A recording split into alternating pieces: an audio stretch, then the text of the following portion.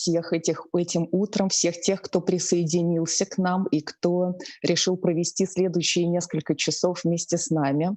Мы открываем второй день издательской школы Франкфуртской книжной ярмарки и Музея современного искусства «Гараж». Сегодня нас ожидают две интереснейшие, совершенно противоположные темы. Первый наш доклад будет на тему искусственного интеллекта. Второй же доклад будет касаться такого базиса, основы немецкой книжной индустрии, фиксированная цена на книгу в Германии. Оба спикера наши готовы, оба рады вас поприветствовать. Наша программа будет сегодня выглядеть следующим образом. Каждый спикер выступит со своей презентацией, со своим рассказом. После этого у нас будет время на ваши вопросы. Мы вас просим прямо в течение по ходу лекции, по ходу презентации оставлять ваши вопросы в чате. Мы их видим, мы их передаем нашим спикерам. На все вопросы максимально постараемся ответить. Я приветствую Михаила Перегудова, который будет работать с нами сегодня в течение всего дня. Первый доклад у нас пройдет в переводе с английского языка, второй в переводе с немецкого языка. Всех еще раз рада поприветствовать и передаю слово нашему первому спикеру. Доклад об искусственном интеллекте в издательском деле. И докладчик Колин Ловринович, это создатель и директор консалтингового агентства Gould Finch, партнер Франкфуртской книжной ярмарки. Передаю вам слово. Колин. Colin, here you go. Go ahead. Hi, good morning, everyone, and yeah, thanks for joining us. I'm just going to start and share my screen so you can see the presentation. Доброе утро, спасибо всем, что подключились. Сейчас я включу слайды, попробую расширить экран, чтобы вы их смогли увидеть. Okay, you can see everything, right? Perfect. Yeah, so my name is Colin from Gould Finch, and I will be talking about what artificial intelligence can do for publishing. Ну что же, еще раз здравствуйте, меня зовут Колин, я представляю компанию Gould Finch, и сегодня поговорим о том, как можно использовать искусственный интеллект в издательском деле. Just to give you an overview of what I will be talking about, I will start with a short introduction, then I will highlight the general potential and the boundaries of artificial intelligence, then I'm going to share some use cases with you, what can AI really do in publishing. Before we will look at some study results of a study that we conducted together with Frankfurt Book Fair. And in the end, I'm going to sum things up and give you a takeaway message. Вот так будет построено мое выступление. Начнем с короткого введения, потом поговорим о том, какие есть возможности у искусственного интеллекта и где есть границы его использования. Далее рассмотрим несколько конкретных примеров, как его можно применять в издательском бизнесе. Потом я бы хотел остановиться на некоторых исследованиях статистических, которые мы проводили вместе с Франкфуртской книжной ярмаркой. Ну и в конце будет заключение. Okay, but first of all, what actually qualifies me to talk about the topic? I'll say a few things about myself so you can then decide if you want to trust me or if you want to ignore everything I just said. Наверное, стоит начать с того, почему я вообще решил говорить об этой теме, кто я такой, чтобы о ней говорить. Поэтому сначала пару слов о себе, и вы уже тогда решите, готовы вы меня слушать или вам не интересно, и вы мне не верите. So for the past 20 years, I've been an entrepreneur in digital media. For those of you who are doing the math, I was about 14 years old back then when I started my first company. And since then, I've been working in the digital media space, basically. Я уже около 20 лет работаю в сфере цифровых медиа. Если вы быстро в уме считаете, вы, наверное, уже посчитали, что мне тогда было 14 лет. Это действительно так. Тогда я основал свой первый бизнес, и вот с тех пор 20 лет я здесь. Over the past years, I've worked with many media companies, many publishing companies on different topics. For example, recently worked with a subscription service, a streaming service on a market entry strategy, and also helped with an automated catalog analysis for large publishing houses based on AI. Я в основном занимаюсь консультированием компаний, работающих в сфере медиа, в том числе издательств. Это касается самых разных сфер деятельности этих компаний. Ну вот, например, один из проектов, который мы недавно делали, это работа с подписными сервисами, работа со стриминговыми сервисами. Мы помогаем таким компаниям выходить на новые для них рынки. И еще один интересный проект — это система составления автоматических каталогов на основе анализа больших данных. Это подходит для крупных издательских компаний. And prior to this, I worked for different companies in the media space. For example, for Bastei Lübbe, one of the biggest publishing houses in Germany. I headed their international digital sales department, but I also worked for Amazon and Apple on different topics. And one of the main reasons I'm here today is because I also co-wrote a white paper on artificial intelligence together with Frankfurt Book Fair. Среди клиентов, среди компаний, с которыми довелось поработать, группа Bastei Lübbe — это крупнейшая издательская группа на территории Германии. Кроме того, я работал с Amazon, с компанией Apple, различные были проекты. В компании Bastei Lübbe я возглавлял отдел международных цифровых продаж. Ну и еще одна ключевая причина, почему я сегодня здесь с вами. Я был соавтором ключевого документа, так называемый white paper, основного документа по использованию искусственного интеллекта, который был подготовлен совместно с Франкфуртской книжной ярмаркой. And as an active member of the German Federal Association for Artificial Intelligence, I'm very much in touch with different companies from the sector, always trying to keep up to date with different opportunities that there are out there. And I think that's it for now as an introduction. Кроме того, я являюсь членом Германской федеральной ассоциации искусственного интеллекта. Это значит, что я постоянно нахожусь в тесном контакте с самыми разными компаниями, которые работают в этой сфере, что позволяет мне быть в курсе основных тенденций и держать руку на пульсе. Вот, пожалуй, на этом я короткое вступление о себе закончу. But now let's get back to the topic. Давайте вернемся к теме. Usually I would ask you a question here, and I would like to ask the audience to raise their hands who's worked with AI before, but unfortunately I can't see any of you, so I would just have to imagine the results for now. Ну вот в этом месте я обычно задаю аудитории вопрос. Поднимите, пожалуйста, руки, кто из вас уже использовал искусственный интеллект в работе. Но поскольку я, к сожалению, никого из вас сейчас не вижу из-за технических ограничений, я просто попытаюсь представить себе, как вы могли бы ответить. So I'm going to assume it's similar or comparable to some of the other audiences I've had before. So what I would like to start with is a very short, a brief introduction to what AI actually is. Я не думаю, что ваши ответы сейчас сильно бы отличались от ответов, которые я мог бы ожидать от какой-нибудь другой аудитории. Поэтому начать хотелось бы с короткого введения теоретического о том, что такое вообще искусственный интеллект. So let's start with a brief definition. Давайте начнем с краткого определения. So AI has been around for a very long time, and there's lots of different ideas what it actually means, lots of different definitions, and we'll try to find one that brings some clarity.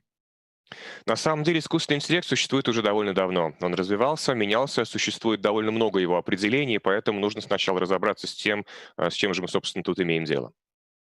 Whenever we think about artificial intelligence, we tend to think about human intelligence, and whenever we perceive machines that do something that we feel is intelligent, because it reminds us of human intelligence, that's typically when people use the term artificial intelligence. Когда произносят слова «искусственный интеллект», обычно имеют в виду где-то на подкорке интеллект человеческий, интеллект у нас, у людей. И когда компьютеры или какие-то другие машины делают что-то умное, что похоже на то, что мог бы сделать человек, вот тогда, как правило, и говорят об искусственном интеллекте. AI has lots of different fields, lots of different areas that are part of it. For example, natural language processing that's been used by tools like Alexa or Siri, where you can use a voice to control something, or also computer vision.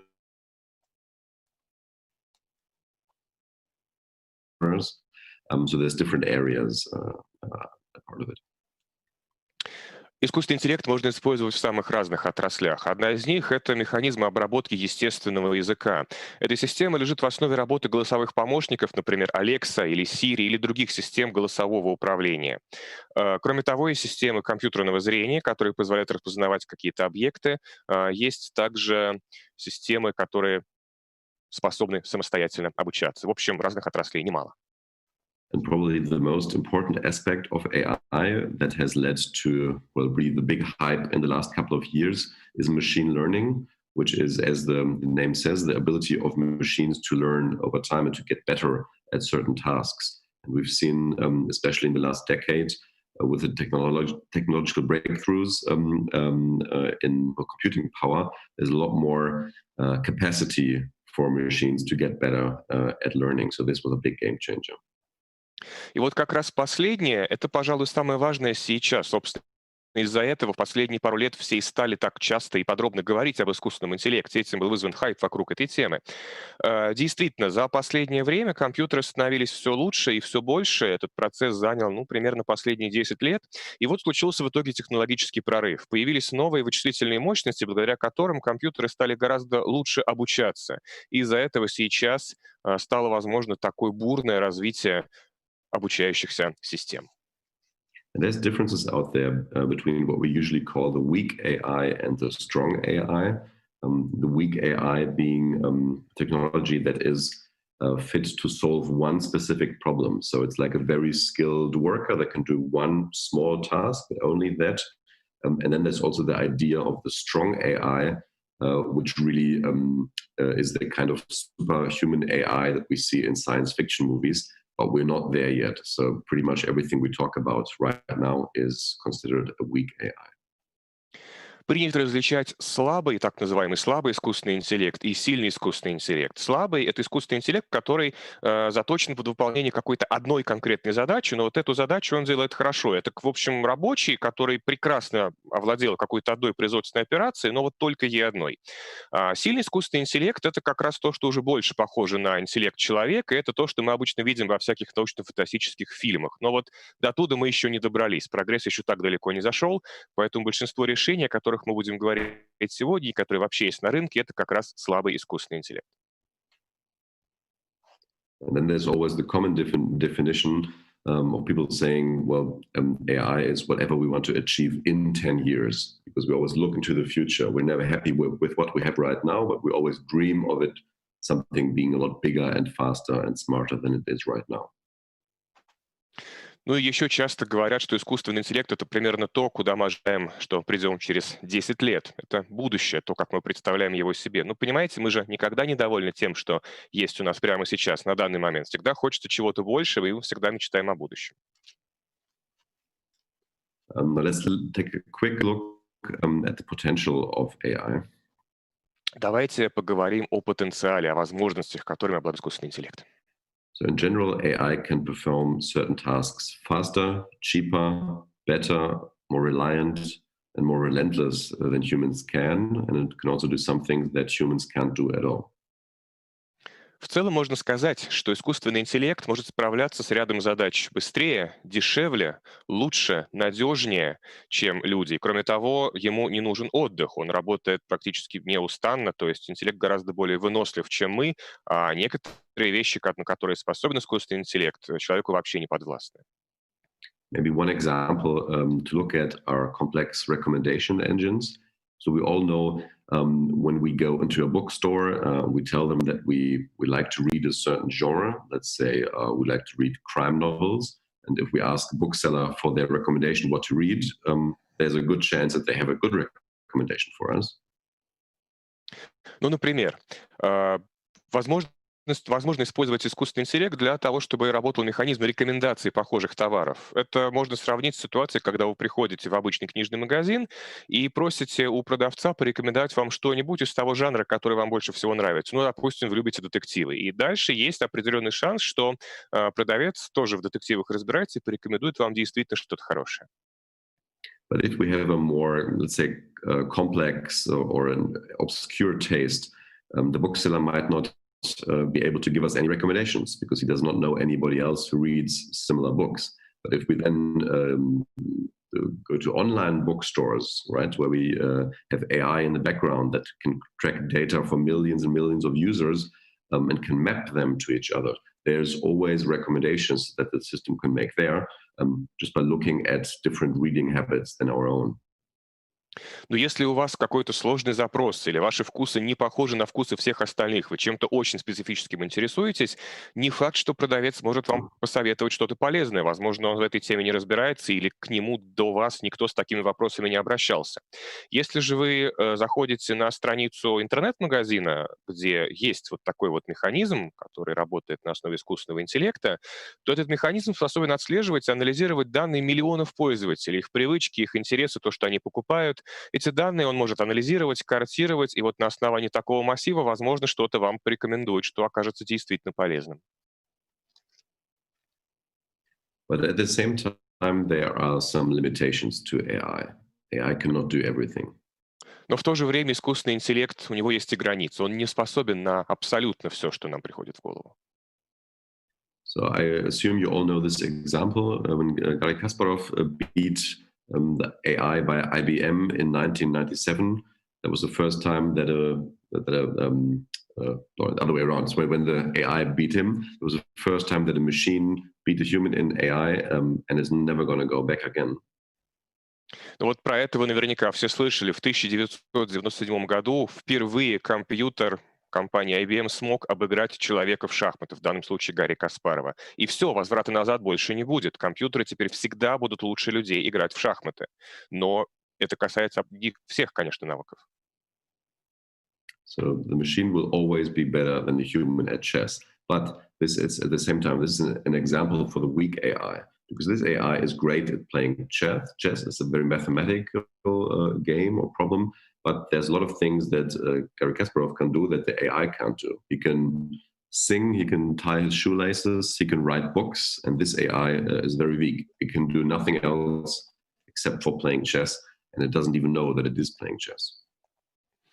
Но смотрите, как уже было сказано, да, здесь, наверное, уже не удастся человеку никогда одолеть компьютер, по крайней мере, в шахматы, но в то же время это отличный пример того, что мы называем слабым искусственным интеллектом. Компьютер решает только одну конкретную задачу, играет в шахматы, правда, очень хорошо, но в то же время Гарри Каспаров живой человек, и он умеет массу других вещей, с которыми этот компьютер ни за что не справится. Он умеет петь, он умеет шнурки завязывать, умеет книги писать, а компьютер умеет делать только что-то одно, те самые шахматы, при этом компьютер даже не понимает, что именно он делает, что это шахматы и что он в них играет. Он просто решает сложную математическую задачу. Or to quote him, and I think this is very important, Garry Kasparov said that AI is a tool, it's a technology, but it's not the magic wand and it's not the Terminator. So it's really what you make of it. Вот здесь как раз стоит, наверное, самого Гарри Каспарова процитировать. Он сказал об искусственном интеллекте, что это не инструмент, что это только инструмент, это технология, но это не волшебная палочка, и это не что-то, что всех нас убьет и все разрушит. So let's look at how AI actually works and what the topic of accuracy means here. So getting to 80% accuracy, so getting to a result that's 80% okay isn't actually that difficult, but it's really, really complicated going that extra mile and having a technology that works to 100%. Давайте поговорим о том, как работает искусственный интеллект и что такое точность его работы или точность результатов, которые он нам дает. Ну, 80% это, в принципе, уже довольно неплохая цифра, и сейчас мы на этом уровне уже оказались. Но вот сделать следующий шаг и добиться абсолютной 100% точности очень тяжело. Это невероятно сложная задача. I'll show you two examples that highlight why this difference is so important. Давайте я вам приведу два примера, которые продемонстрируют, почему эта разница в 20% на самом деле невероятно важна. So if you think about the example of book recommendations that we had before, if you go to an online platform and the algorithm shows you 10 different books that you might like. If there's 8 great books in there that totally fit your needs, and there's 2 books that you don't really like, that's probably okay. It's probably okay to have an 80% accuracy there because you will still discover new books. Помните пример с книжным магазином и с рекомендуемой литературой? Ну вот, допустим, вы зашли на сайт интернет-магазина, и там вам выпадает какие-то 10, скажем, книг, которые система вам рекомендует. Из них 8 действительно хорошие, вам интересны, а 2 не очень. Но в целом это не такой плохой результат. But if you look at technology that's been used in self-driving cars, for example, that's a big difference, because if the AI in the car has the job to see if there's humans walking across the street, and if there are 10 people crossing the street, but the AI can only see 8 of them, and 2 of them get hit, then of course that's not a very good way to use the AI. Но давайте возьмем другой пример. Скажем, беспилотный автомобиль. Там же тоже используется искусственный интеллект. Задача этого искусственного интеллекта в том числе замечать пешеходов на дороге. Представьте себе, что из 10 пешеходов он увидит только 8, а 2 окажутся под колесами. Это уже не очень хорошо. So really you can use AI for different use cases, and that's one of the reasons why there are recommendation systems based on AI, but there's no self-driving cars on the streets, at least not widespread as of today. Ну вот здесь очень хорошо видно, какие именно пока есть ограничения искусственного интеллекта, где его уже возможно использовать, а где пока нет. Механизмы рекомендации товаров, в том числе книг, уже широко используются, вы наверняка все с ними сталкивались, а вот беспилотных машин на дорогах пока очень немного.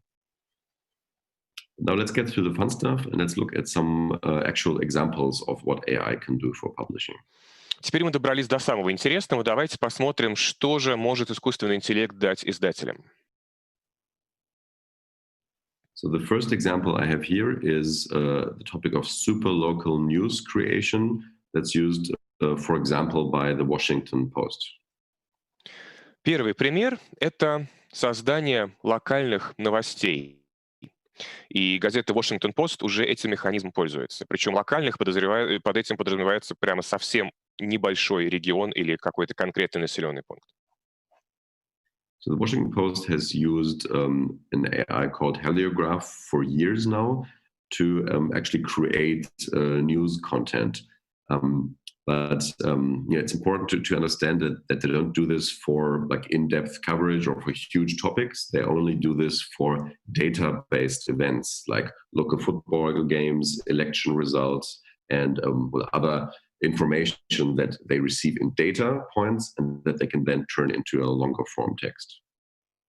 Газета Washington Post использует движок под названием гелиограф, причем делает это уже довольно давно, но надо понимать, что такие механизмы, они, конечно, не годятся для подготовки каких-то больших, серьезных аналитических статей или расследований, комментариев. Это подходит для статей, где много фактологии, которые можно написать на основе каких-то цифровых или фактических результатов. Ну, например, результаты футбольного матча, результаты каких-то местных выборов. То есть то, где у вас есть некий набор данных, которые вы можете преобразовать в текст. The idea is to really have much more content, relevant content for different audiences, and also to have more local content. For example, if we look at local sports events and local elections, you usually have the data points. You know how the games ended, you know how the elections ended, but there's not always journalists at the events who can cover this.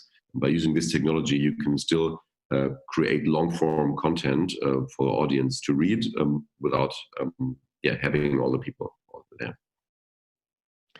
Это подходит для создания новостей под какую-то конкретную целевую аудиторию или новостей с мест, что называется. Ну, потому что с мест, как правило, у вас приходит какая-то информация, которую легко преобразовать в машиночитаемый вид. У вас есть результаты футбольного матча, у вас есть статистика, кто на выборах из кандидатов получил сколько процентов голосов. И из этого можно сделать короткую заметку, просто информационного характера. У вас не обязательно достаточно корреспондентов или персонала, чтобы направлять их на каждые местные выборы или на каждый футбольный матч. Однако, если у вас есть данные, которые сегодня легко получить, вы вполне можете преобразовать их в довольно длинный и даже читаемый текст, не посылая людей по каждому поводу в самые разные места и части вашего региона. They create thousands and thousands of articles per year, and other newspapers, for example, the biggest German newspaper group, they're doing exactly the same. So it's a huge amount of content that's being created, but I think it's important to understand which kind of content that this is, and I'll show you one example. И вот с помощью этой системы Washington Post генерирует тысячи и тысячи таких заметок ежегодно. Это действительно здорово, и таким же механизмом сейчас пользуется крупнейшая германская издательская группа, которая газеты выпускает. Так что этот механизм распространяется, и все теперь понимают, для чего нужно, как им пользоваться и почему это хорошо, потому что генерация такого контента вполне может быть автоматизирована.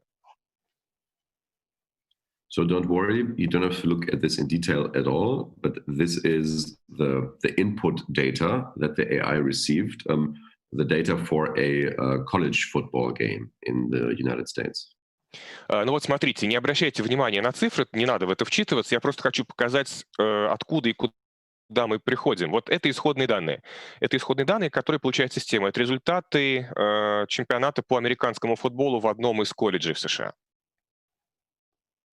And this is what it looked like when the AI wrote the text. So again, you don't have to read this in detail, but you can see it's a fluent text, fluid. You can read this. It feels like a human wrote this. Ну и вот что получается в итоге. Этот текст написал компьютер, искусственный интеллект, на основе таблички, которую вы видели слайдом раньше. Опять же, не обязательно сейчас читать все это подробно. Тут вполне нормальный текст, написанный адекватным, хорошим английским языком. Он выглядит так, как будто его написал живой человек. So I feel like AI is already capable to write texts like this if it has very clear inputs. But my personal opinion, and I will get to this later on again, is that we are still luckily very far away from AI writing actual books or novels or anything that we would like to read.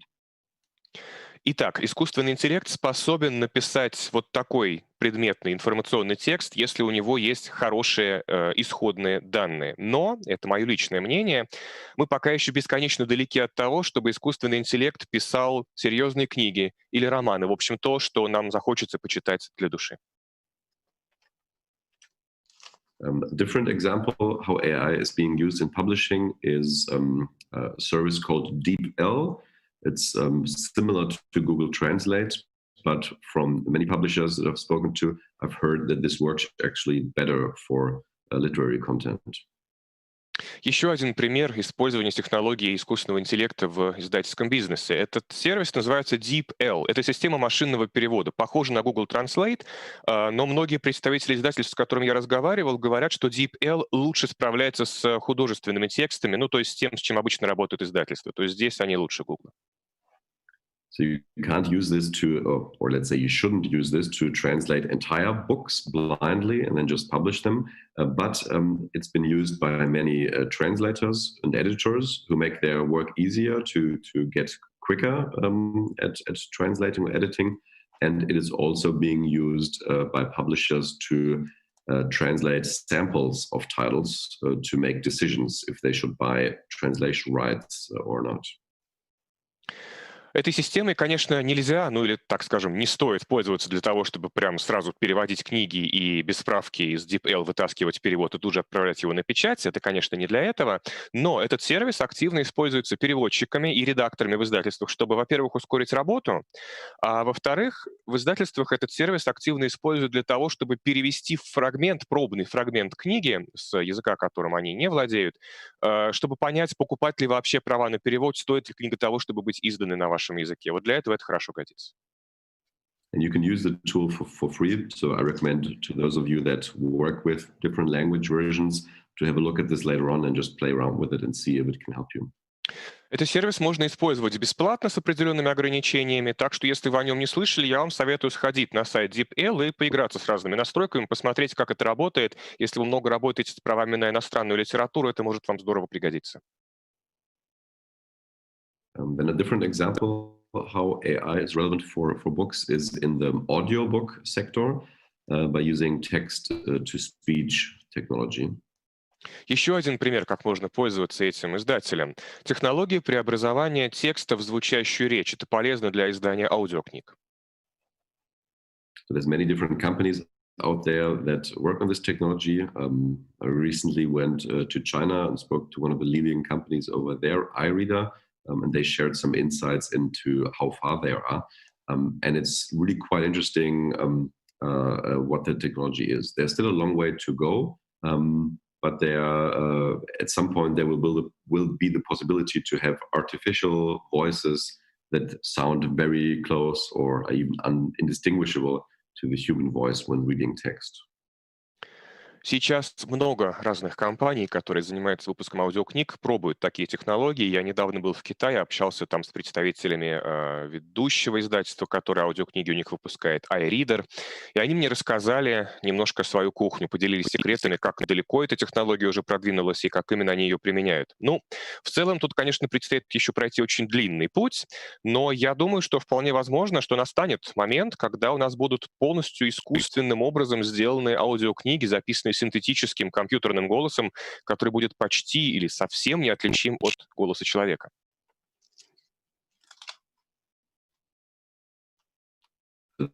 Is here, for example, having a e-reader or a digital device that you use to read a book, and then being able to press a button and have the AI read the rest out for you. Более того, такие системы можно будет даже подключать спонтанно. Ну, предположим, у вас есть читалка или какая-то программа для чтения электронных книг, где встроен такой модуль, и когда вы устаете читать текст глазами, вы можете нажать, скажем, кнопку, и остаток текста система будет сама вам читать, генерируя этот аудиопоток прямо на месте. There's also some risks here, of course, and there were already some legal disputes because the better the technology is, of course, the closer you get to the quality of an actual audio book. And I know many of you publishers, you license audiobook rights to different companies and vice versa. So this could actually have an impact on the audiobook business, and therefore this needs to be monitored very closely also in regards to the legal situation. Хотя, конечно, здесь есть и риски. Уже был ряд судебных процессов, например, вызванных как раз появлением такой технологии. Ну, смотрите, чем лучше и лучше будет становиться эта система, и чем ближе такой автоматически генерируемый аудиопоток будет к нормальной аудиокниге, которую записали живые актеры, тем сложнее будет работать издательством, которые занимаются аудиокнигами, потому что часто лицензия на них продается отдельно. Это отдельный совершенно бизнес, и, безусловно, искусственный интеллект будет на этот бизнес все больше и больше влиять, так что будем ждать либо какого-то законодательного регулирования, либо судебных прецедентов. Another example that some of you actually may be familiar is by the ebook and audiobook distribution company Bookwire.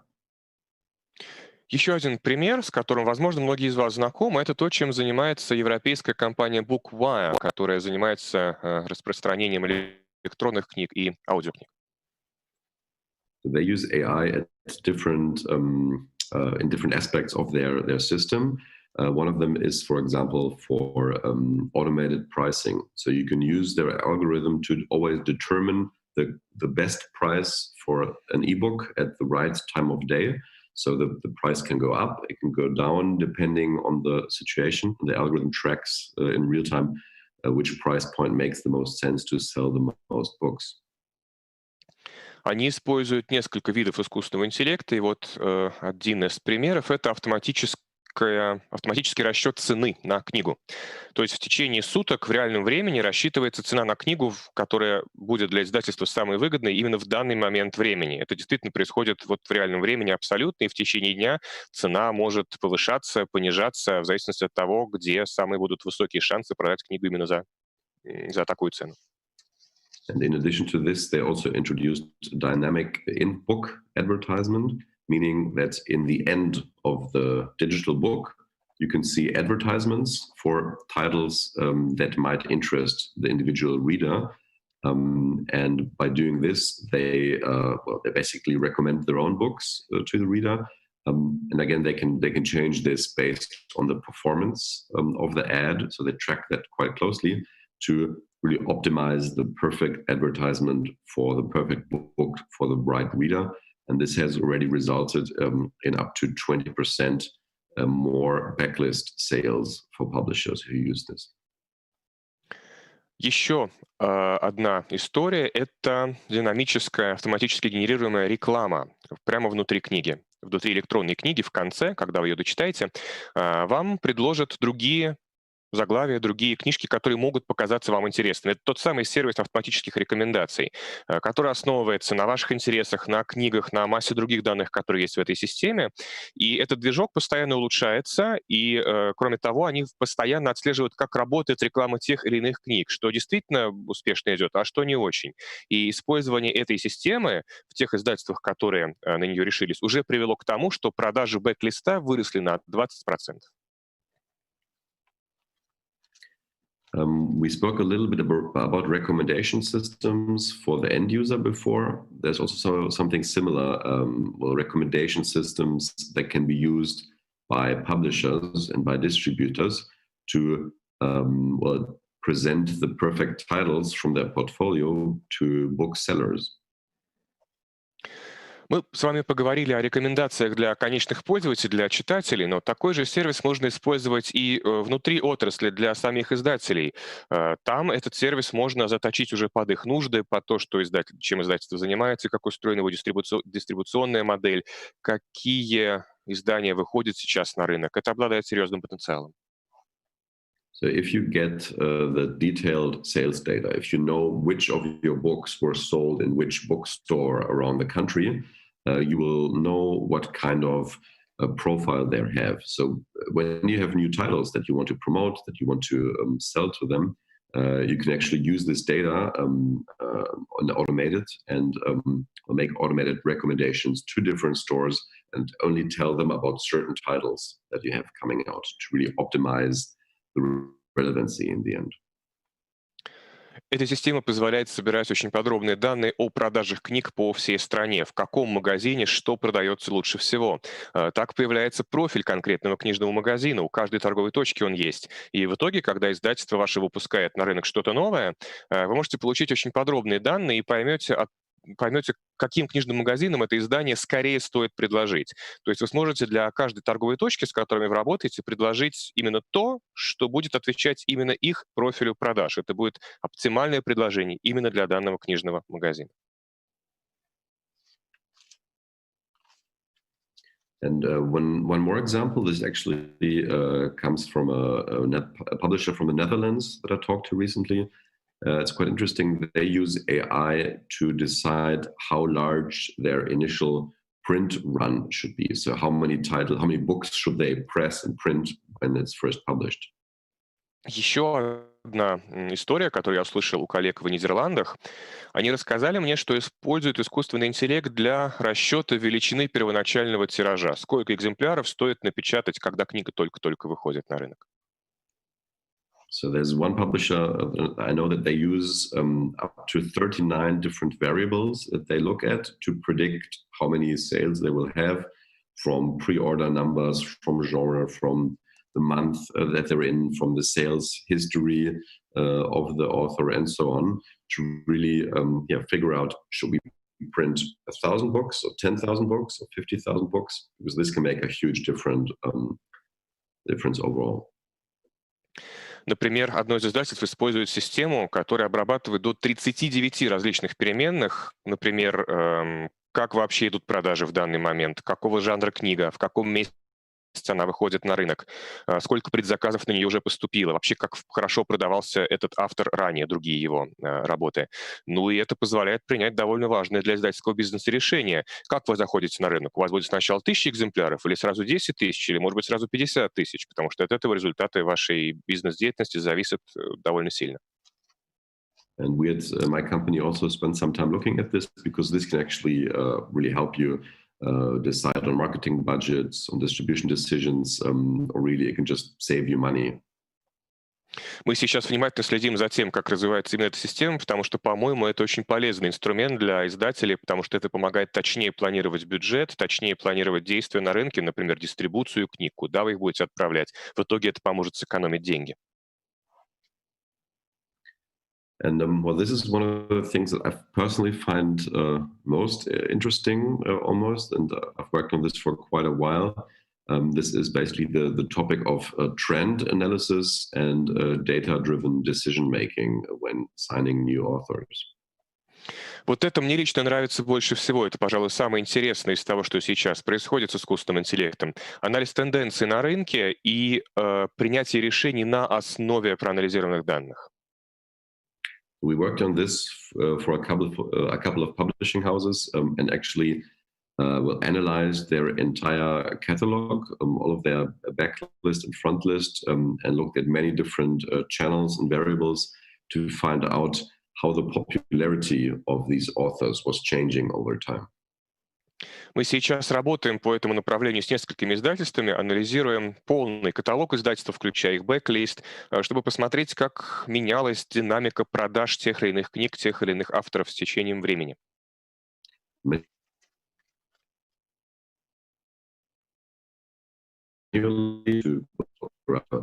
How many followers on social media does a certain author have, or how has the sales data evolved over time? But I feel like there's still a lot of manual labor out there, and not the kind of automatism that we should have to really make decisions about marketing, about new signings, and the planning of upcoming titles on a larger scale. Мы работаем с большим количеством данных. Это и динамика популярности автора или постов об этом авторе или про книгу в социальных сетях. Это, как я уже сказал, динамика продаж. Но надо сказать, что по-прежнему довольно много приходится делать вручную. То есть мы еще не достигли той степени автоматизации, которая поможет действительно принимать серьезные и, главное, надежные решения в плане маркетинга, в плане планирования деятельности издательства, какие названия, какие книжки выпускать, в какой момент. То есть все еще много приходится делать вручную, но когда-нибудь эти решения будут работать и будут неплохие. So for example, you can see for a certain author that the interest in this author is now 250% of the average interest of last year, or you can see that a certain topic has really increased, let's say, by 800% over the past 24 months, so that people are really interested in the topic, and it might be a good idea to publish books about this.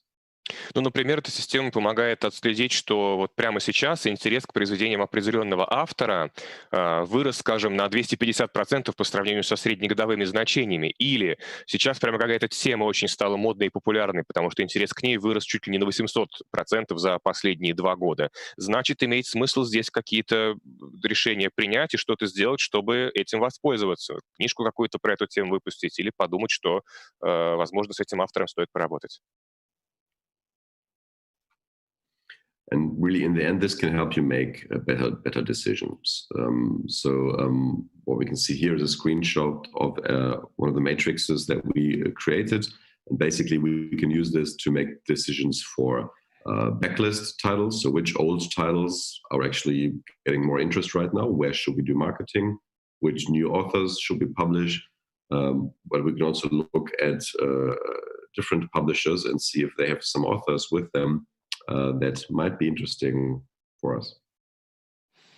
Вот так примерно это устроено, так мы помогаем издательствам работать. Вы на слайде видите пример массива данных, который мы обрабатываем. Это такая матрица данных, в которую, в общем, забит весь издательский каталог, его бэклист, и так мы можем видеть интерес, к каким позициям из бэклиста сейчас растет, что имеет смысл вывозить на рынок, как поддерживать продажи той или иной книги, какие новые авторы, возможно, могут выстрелить в ближайшее время. И мы предлагаем такие услуги самым разным издательствам. And maybe just one note on the whole coronavirus COVID-19 situation. So the past months, obviously, some publishers pressed on pause when it came to new projects, because previously we were signing or selling this as a service to them. So we recently decided to start our own audiobook publishing house. So we will now directly start to publish audiobooks ourselves and use our technology to really determine which titles we should publish and reach out to the rights holders directly. So instead of just selling this as a service, which we still do, we've actually started doing it ourselves because we believe it's the right way forward. Пожалуй, на этом месте нужно сделать комментарии по поводу ситуации с коронавирусом и с пандемией. Многие издательства, конечно, сейчас поставили на паузу все новые проекты из-за всего, что происходит кругом, и поэтому мы немного поменяли нашу бизнес-модель. Раньше мы этот сервис просто продавали издательствам и сотрудничали с ними, предлагая им такие услуги. Но сейчас мы перешли к тому, что мы самостоятельно начали издавать аудиокниги и использовать наш же собственный сервис для того, чтобы он подсказал нам, какие аудиокниги стоит выпускать в первую очередь, что может показаться людям интересным прямо сейчас. Так что мы эту услугу продолжаем, конечно, предлагать партнерам, кому это интересно, мы ее по-прежнему продаем, но используем и для собственных нужд, потому что это действительно очень сильно помогает. So much for the examples for right now. I mentioned in the beginning that worked together with Frankfurt Book Fair on an international survey. So it's a white paper, about 30 pages long, where you can see lots of details, more examples, but also scientific data. We spent more than 6 months researching this and talked to over 300 participants, did lots of interviews and chats through all hierarchy levels of publishing houses. And on average, we had about 13 years of work experience there and really got some interesting data together. На этом, пожалуй, закончу рассматривать примеры. Я вначале говорил, что мы сотрудничаем с Франкфуртской книжной ярмаркой, и вот на слайде вы видите исследования, которые мы вместе с ними выпустили. Это международное исследование о том, как искусственный интеллект влияет и будет влиять на издательский бизнес. Мы собрали очень большой массив научных данных, мы работали над подготовкой исследований более полугода и опросили более 300 сотрудников разных издательств, которые на самых разных уровнях принятия решений в них работают. В среднем опыт работы в отрасли у них у всех лет 13, так что, если вам интересно, вы можете это исследование скачать. Там много любопытного написано, много научных данных содержится. Думаю, надеюсь, будет вам полезно. So I'll show you a few of the survey results now, but you can read everything for free. If you go to the website you see here, buchmesse.de, you should be able to find it. If not, so I heard there were some problems there. I will ask the organizers of today's talk to somehow make the PDF available to you. But like I said, this is completely for free, and you can get access to this afterwards.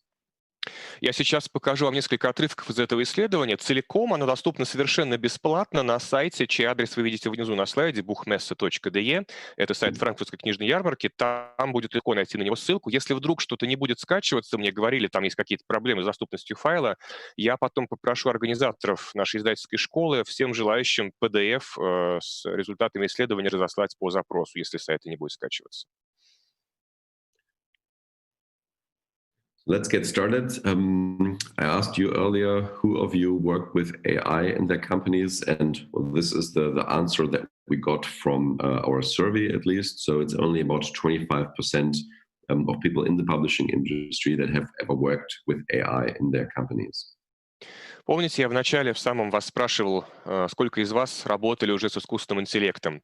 Обычно ответы вот такие. По крайней мере, наши результаты говорят о том, что только около четверти сотрудников издательств когда-либо использовали эти механизмы в своей работе.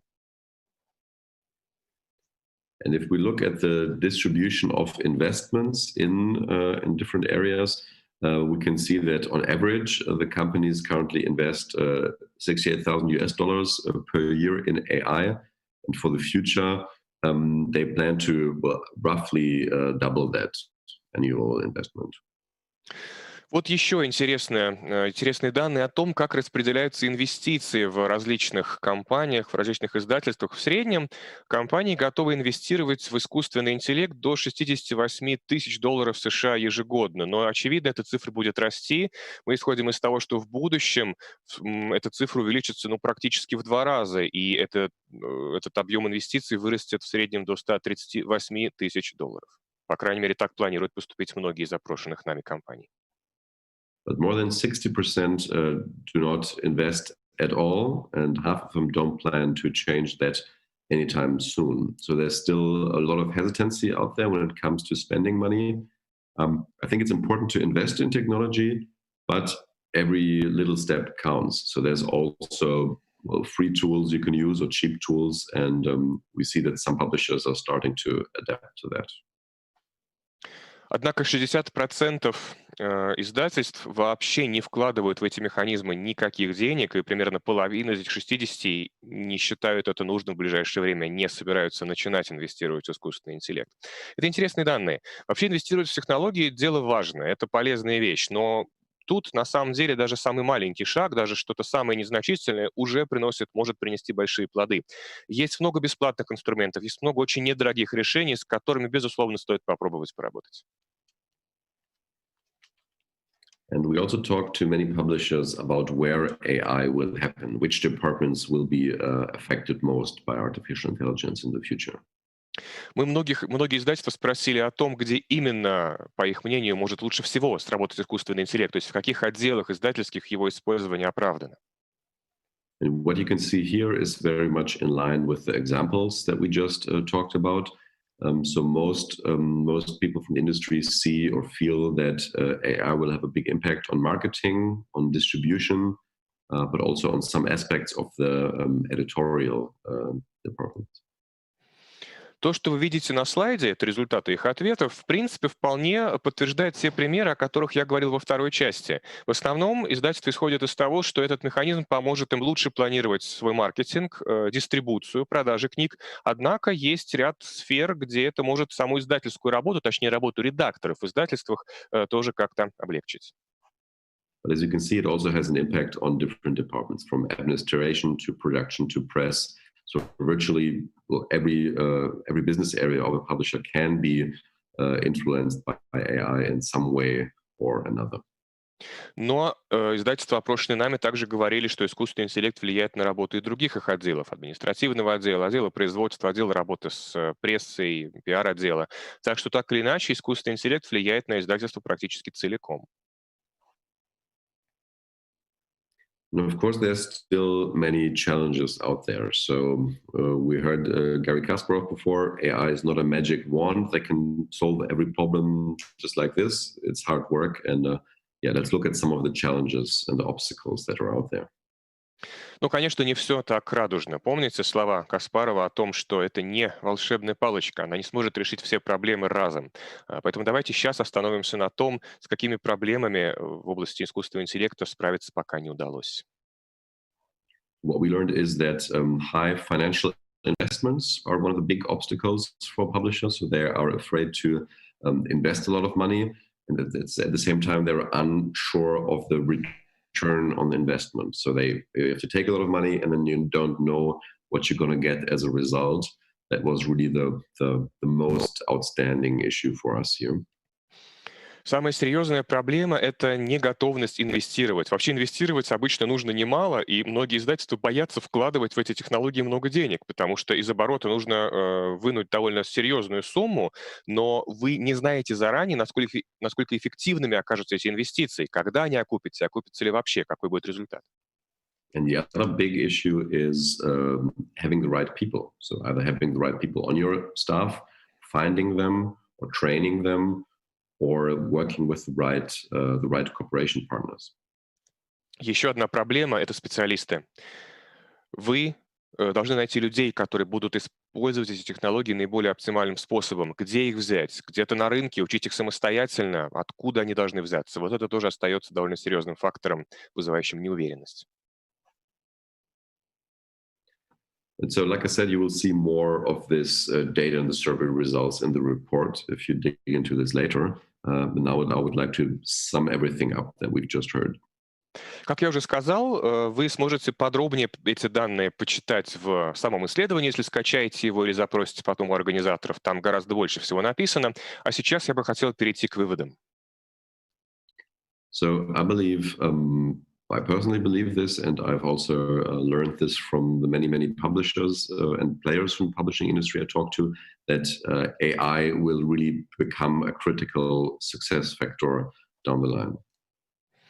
Я лично считаю, и с этим мнением согласны очень многие издатели, с которыми я разговаривал, и вообще ключевые лица, принимающие решения в этой отрасли, искусственный интеллект явно станет одним из основных факторов успеха.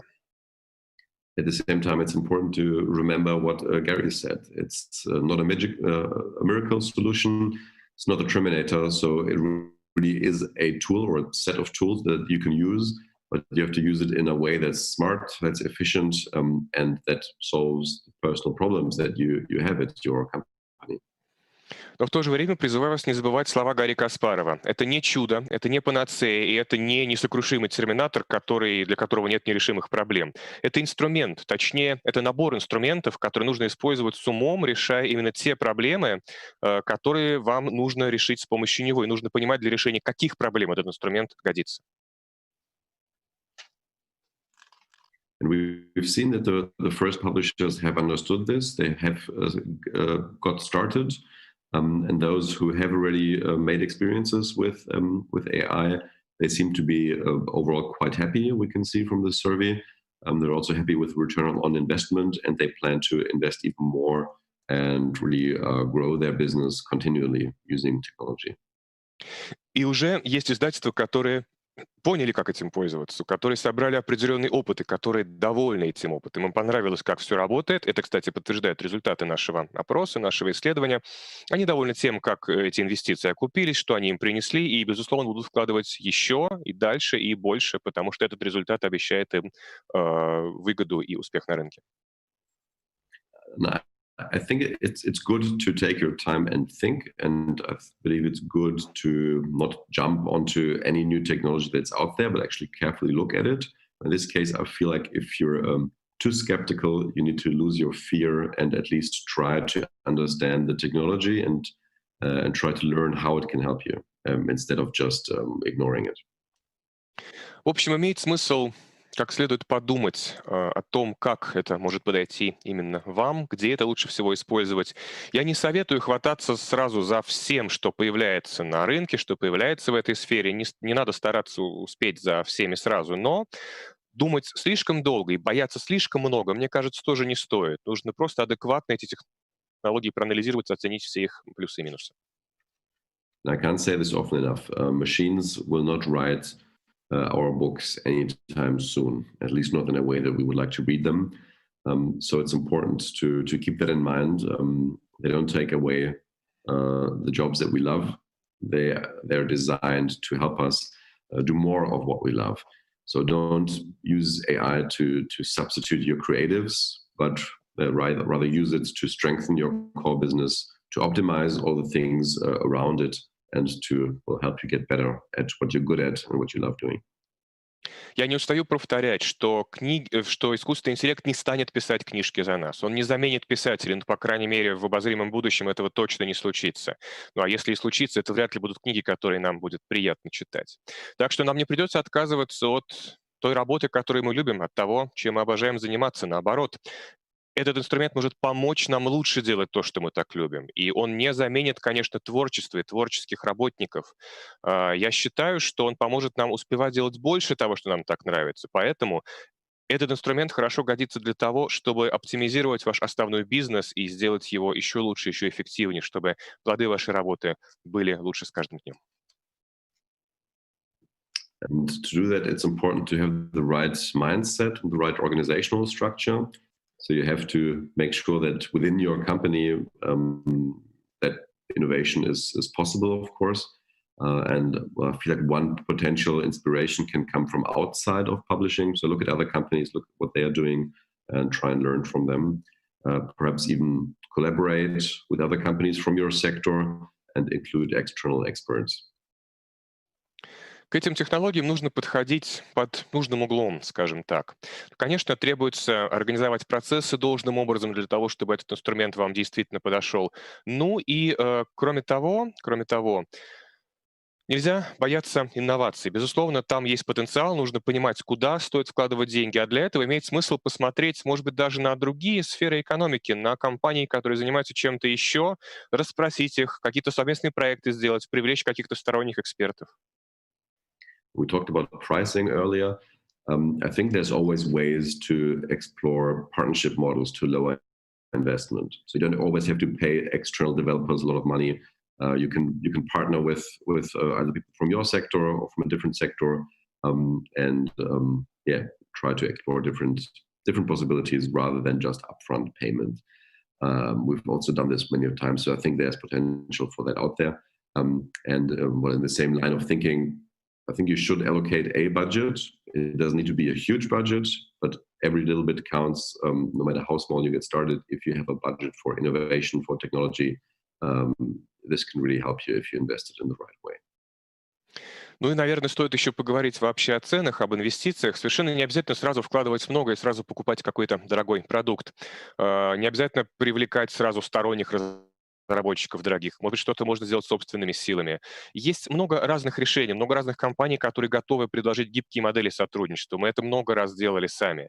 Конечно, какой-то бюджет все же имеет смысл предусмотреть на эти цели, но не обязательно должен быть сразу гигантским. Помните, на одном из слайдов было написано, что даже самое небольшое вложение, самый небольшой шаг в этом направлении — это уже хорошо, и он может вполне привести к каким-то очень интересным инновациям и решениям, которые вам помогут.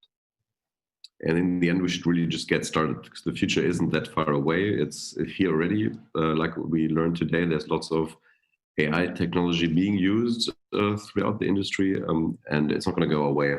There will be even more from this coming. Ждать долго не стоит. Стоит начинать прямо сейчас. Уже много инструментов существует, вы их сейчас увидели.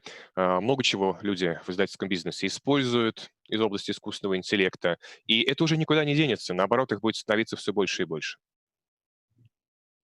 And well, if you want to, like I said, you can find out more in the white paper. We'll get this later to you. Or you can always reach out to me and contact me. I'm happy to chat and answer any of the questions you may have, and I think we still have some time to talk about some of them now even. В заключение еще раз хочу обратить ваше внимание на это исследование. Его можно скачать или запросить у организаторов, или можно написать прямо мне вот по этому адресу. Я буду рад его вам выслать и ответить на какие-то вопросы. Ну что же, у нас, кажется, есть еще какое-то время, чтобы можно было на вопросы ответить. Действительно, я вот сейчас 4 вопроса здесь вижу, и комментарии у нас есть. Давайте по порядку будем их тогда с вами рассматривать. We do have 4 questions in a commentary, so I think I'll just start one by one, and I will read the first questions out loud, first in Russian and then in English, if it's fine by you. Первый вопрос. Искусственный интеллект уже неплохо пишет по-английски, потому что в основном его учили по-английски. А есть ли данные о том, что получится, если накормить его другими языками с более сложной структурой? That is true that AI can already write, well, more or less readable text in English, but this is probably due to its learning process. It was usually the AI used to learn mostly of English texts, but what will we get if we try feeding text in a different language to that system? For example, languages with a totally different or a more complex structure. What will we get then? Yeah, that's a very good question. Of course, a lot of the work has been done in English. But like I said, we've seen exactly the same results for automated newspaper articles also in German. So I think this can be done in any language if you feed the system enough data.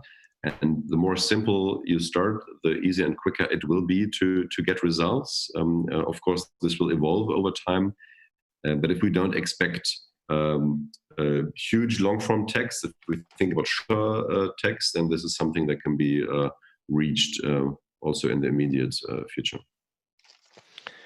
Это хороший вопрос, спасибо большое. Вы правы, действительно, в основном тексты были английские, на которых эти системы обучались. Но должен сказать, что мы пробовали работать, конечно, с другими языками и получили такие же хорошие результаты с немецким языком.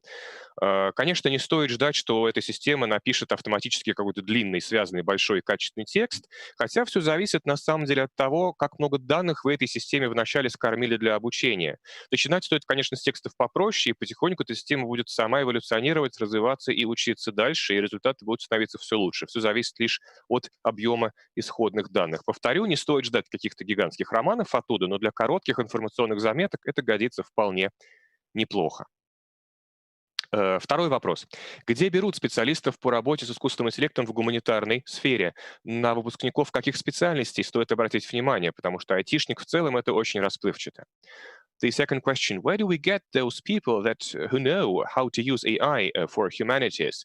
Because what kind of college courses, what kind of a degree do we have to look for? If you speak just of IT people, that's a term too vague.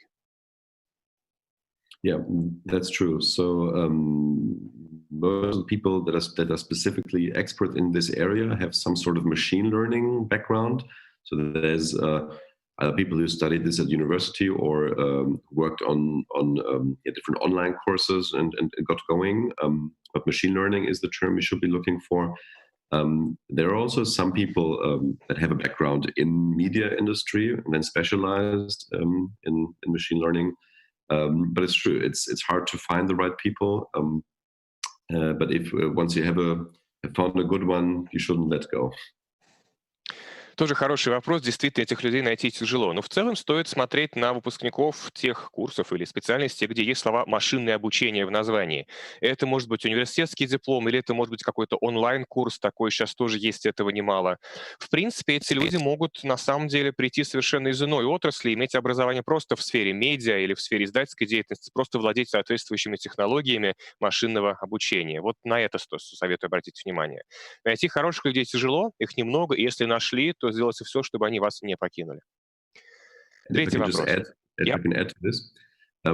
So I think often enough it's important to work in multidisciplinary teams. Like me, for example, like I don't have a background in programming. Like I know some basics, but I'm more of the expert in digital business, in media business. So I work closely with people who are pure software developers, pure programmers, and I translate between the business world and the development world. And I know many people in different publishing companies who are technology savvy. They know a lot about technology. They can't develop themselves, but they can be the middleman to talk to pure developers and help them understand what you actually need. Because you need to be creative and flexible in finding the right solutions.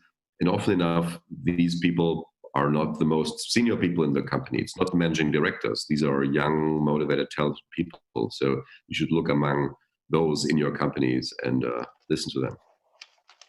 И еще один комментарий по этому поводу. Хорошо иметь междисциплинарную команду. Ну вот, например, это мой случай. Я сам не программист, я какие-то базовые вещи про программирование знаю, но не более того. Я специалист по медиа, по цифровым технологиям. И у меня, конечно, есть коллеги, которые, наоборот, программисты, которые хорошо разбираются в софте и занимаются только этим. И я, получается, выполняю роль связующего звена, посредника между бизнесом и разработчиками. Я могу донести до них то, что нужно для ведения бизнеса. Уверен, что в каждой компании есть люди, которые разбираются в технологиях, которым это все интересно, но которые сами тоже программировать не умеют. Они никогда в разработке не были заняты. И имеет смысл сделать такую команду, где будут и те, и другие, где будут и творческие люди, которые будут знать, что нужно бизнесу, и где будут те, кто эти все пожелания смогут реализовать с точки зрения программирования, с точки зрения технологий. Кстати, опыт показывает, что чаще всего вот эти вот разработчики и те, кто в технологиях разбираются, занимают далеко не самые высокие позиции в компаниях. Это не уровень там генерального директора, не уровень, не знаю, руководства. Часто это просто молодые амбициозные сотрудники. И вот на них я и советую обратить внимание в первую очередь. Так, третий вопрос. Есть ли в этой области какие-то международные школы или курсы повышения квалификации, в том числе онлайн, которые вы могли бы посоветовать? Do you know any international schools or teaching programs, maybe online courses that you would recommend in this area? Yeah, there's many different online courses that I think make sense for the basics, be it from Udacity, Udemy, Coursera. I know many people who got started this way. And then there's also specific boot camps that are being offered, physical schools that do like 2, 3, 4 months extensive training. One of them is called Iron Hack, for example. Those are different programs that I could recommend. I'm sure there's more, and I would assume there's also some in Russia specifically, because a lot of them are international. But yeah, I think it makes sense. You can learn a lot by yourself using these offerings. На самом деле таких курсов и программ достаточно много. Ну, если говорить об основах, о том, с чего стоит начинать, есть курсы на Coursera, есть курсы на Udacity в онлайне, они очень неплохие. Разные буткемпы проводятся, причем как в интернете, так и в офлайне. То есть надо куда-то приехать, где вы будете 3-4 месяца учиться и самые базовые вещи освоите. Одна из таких программ называется Iron Hack. Можете ее в интернете поискать. Уверен, что вы и в России наверняка что-то подобное можете найти, чтобы далеко ехать было не нужно. Но предложение здесь довольно широкое. Вопрос 4. На какие данные читатели опирается искусственный интеллект, чтобы принимать решения? Только история предыдущих покупок или такие личные данные, как пол, возраст и так далее? Есть ли еще какие-то данные пользователя, которые система может использовать? What kind of data is it that AI systems usually use to make decisions for publishing houses? Is it only your purchase history or any personal data of yours, like your gender, your age, or something else? Any personal data that are getting collected while making those recommendations and decisions? Yeah, that completely depends on the service we talk about. It depends on laws and regulations, what you can do, what you can't do, of course. So there's big differences. I mean, in general, the more relevant data you can feed the systems, the better. But yeah, it really depends on the problem. Like I said, one big publisher from the Netherlands, they use 39 different types of data when making decisions how many titles to print, and we looked at dozens of different types of data when determining the popularity of authors. We didn't look at any or not too many personal data there. Most of that was public information, more or less. So yeah, I mean, the more data you can get your hands on and that you're allowed to use, the better, obviously. But you can also start with less.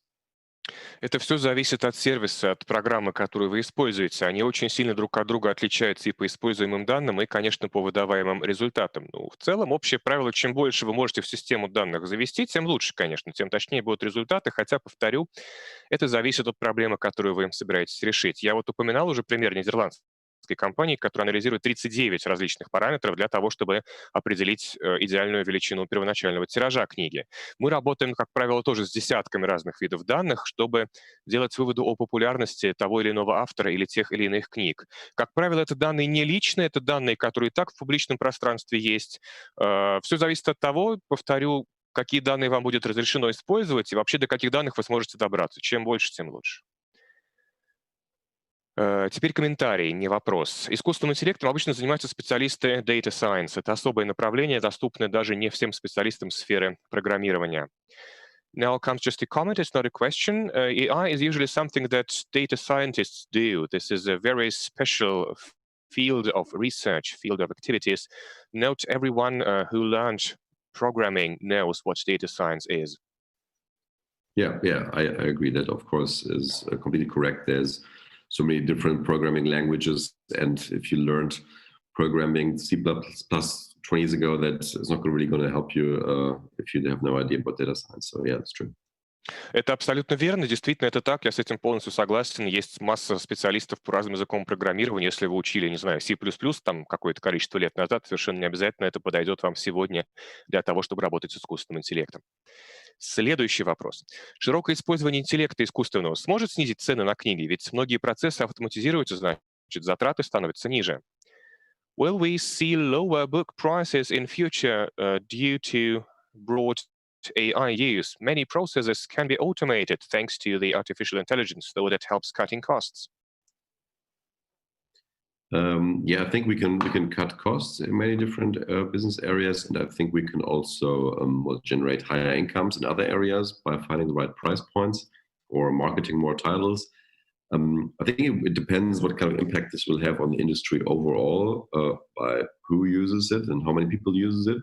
Of course, there can also be more competition at some point, but I feel like right now this is more of a competitive advantage if you use it. So I think it makes sense to get ahead of the competition now. But will it probably help to lower the book prices for the end customers? I mean, it depends on how much of the savings you can pass on to the consumer. I feel like the bigger impact there will be the rise of different business models like subscription services, for example, that will lower the good price for customers. So they also use AI, but it's more of a business model question there, I think, rather than just a specifically technological question. Конечно, эти технологии помогают снизить расходы. Где-то они помогают снизить расходы, а где-то, наоборот, увеличить доходы там, где раньше это не получалось за счет того, что вы сможете продавать больше книг, вы сможете логичнее и эффективнее выстроить вашу маркетинговую кампанию. Все зависит от того, кто и как эту технологию будет использовать. Сейчас пока это просто большое конкурентное преимущество на издательском рынке. Дальше все будет зависеть от того, где вы сможете сэкономить и какую экономию вы, так сказать, сможете переложить на конечного потребителя, то есть какую экономию вы сможете перенести в цену книги, снизив ее. Я думаю, это будет происходить не напрямую, а, скажем, за счет того, что будут развиваться сервисы по подписке, и там цена, вероятно, будет снижаться на конечный продукт, потому что для таких сервисов искусственный интеллект тоже может принести много полезного. Но в итоге это зависит от бизнес-модели конкретного издательства, я думаю. Следующий вопрос. Как оценивается успешность алгоритма предсказания первого тиража для книг? What about that algorithm for the first print run in the Netherlands? What do they think about it? Was it any success? Are they happy with Yeah, that? it was very successful. They keep using this for their decision making for all future print runs. And I mean, we also did some tests in this area and talked to many publishers. And it seems like right now, many publishers make the decision, of course, based on looking a little bit of data, like the pre-order numbers, for example, or the popularity of the author. But a lot of this seems to be based around gut feeling. So, what do we think it's 10,000 more or less? But if you actually use the data to do this for your entire catalog, you're getting closer and closer to what the exact correct number should be. So the publisher is very happy, and they're continuing to doing this, and they're continuously optimizing the system. So of course, right now it's not at 100% yet, and it's questionable if you can ever 100% see into the future. But it is better than just guessing and estimating. Система предсказания тиража используется очень успешно. Они ей довольны, вот это вот нидерландское издательство. Они планируют использовать ее теперь все время для того, чтобы высчитывать тиражи абсолютно всех своих изданий в будущем. Мы сами тоже пробовали работать с такой технологией, говорили с другими издательствами, которым это могло бы быть интересно, и которые тоже пробовали что-то такое. Ведь сейчас тираж часто рассчитывается, просто по интуиции. Вы сами примерно прикидываете, на 10 тысяч больше экземпляров сделать или, наоборот, поменьше. Может быть, какие-то у вас есть данные по предзаказам, это какие цифры, с которыми можно работать, но в целом пока это очень такая неточная наука. И если скормить системе данные всего вашего каталога, о том, как продаются все книги, бэк-лист и фронт-лист, то вы сможете гораздо ближе оказаться к действительно адекватным значениям. Прогнозы будут становиться все точнее и точнее, так что я думаю, это будет происходить. Иными словами, да, результат хороший, компания довольна и будет постоянно эту систему оптимизировать, чтобы результаты в будущем были еще лучше. Конечно, мы далеки пока от стопроцентного попадания в цель. Не знаю, будет ли это когда-либо в целом возможно, но это однозначно поможет предсказывать точнее, чем мы это можем делать сейчас. Еще один вопрос. Каков минимальный размер каталога издательства необходим, чтобы было возможно корректное предсказание тиража? Is there a minimal catalog limit for this prediction to work correctly? Do we have a minimum length of a front list or back list to make a really correct or precise prediction of a first print run? Well, it depends on the overall data that you can get. I mean, the more you have, the better. But just by if you develop this for yourself, that's of course a difference. If you work with someone or a partner who has done this for different publishers or larger catalogs, then of course the result is going to be better. If you start smaller, there's still some factors that you can account for that you maybe wouldn't have done manually. That can make the result better. So I think you can start small, but the bigger you go, the better, obviously. Тут работает тот же принцип. Чем больше данных вы сможете в систему загрузить, тем лучше результат. Зависит от того, откуда вы берете эту систему. Вы ее сами для себя разработали полностью под ваши нужды. Или у вас есть какой-то партнер, который эту систему вам предоставляет. Или, может быть, это другой продукт, который разрабатывался изначально для другого издательства с каталогом длиннее вашего, и вы его просто пытаетесь сейчас приспособить под ваши нужды. Тут много довольно факторов, но, в принципе, начинать можно и с небольшой длины каталога, с небольшого количества данных. Потом загружает данных все больше и больше. Ведь это же не обязательно только данные про каталог могут быть. Какие-то другие данные тоже помогут сделать предсказания относительно первого тиража. И, кстати, эта система позволяет автоматизировать то, что раньше не получалось сделать в принципе, потому что это невозможно было сделать вручную, а теперь у вас эти результаты тоже есть. Так что можно начать с небольшого объема данных и постепенно его увеличивать. И последний комментарий, спасибо его автору. Тут действительно не прозвучала одна из платформ, где есть эти курсы, она называется Udemy. Там тоже можно будет найти курсы по машинному обучению. The last comment was about a platform that is called Udemy, so that everyone knows that you can also find courses there, along with Coursera and other universities. I guess that's it for now. Больше я вопросов не вижу. Нет, вижу комментарии. Желаю всем удачных проектов и планомерного изменения области издательства в сторону искусственного интеллекта и современных технологий. Now, there's the last comment that I can see on my chat now. This is just a wish for all of us. This person wishes us all success, successful projects, and we will probably now all be moving towards artificial intelligence and modern cutting-edge technologies in our publishing business. Perfect. That sounds good. And yeah, thank you all for the great questions. Thanks for being with me. And like I said, if there's any more questions, feel free to reach out in the future. Thank you. Это прекрасный комментарий, отличное пожелание. Спасибо большое. Спасибо вам всем за внимание. Спасибо, что были с нами, что все это послушали. И повторю, если у вас остались какие-то вопросы или возникнут потом, не стесняйтесь писать мне. Адрес вы видите на экране. Ну что же, а через 10 минут нас ждет наш второй спикер сегодня. Это Карин Хербершлап, которая поговорит о том, как в Германии регулируются цены на книги, на печатные издания, что такое фиксированная цена на книгу, откуда берется она, какая у нее история, как все это будет работать. Не отключайтесь, присоединяйтесь к нам в 12:30 по Москве.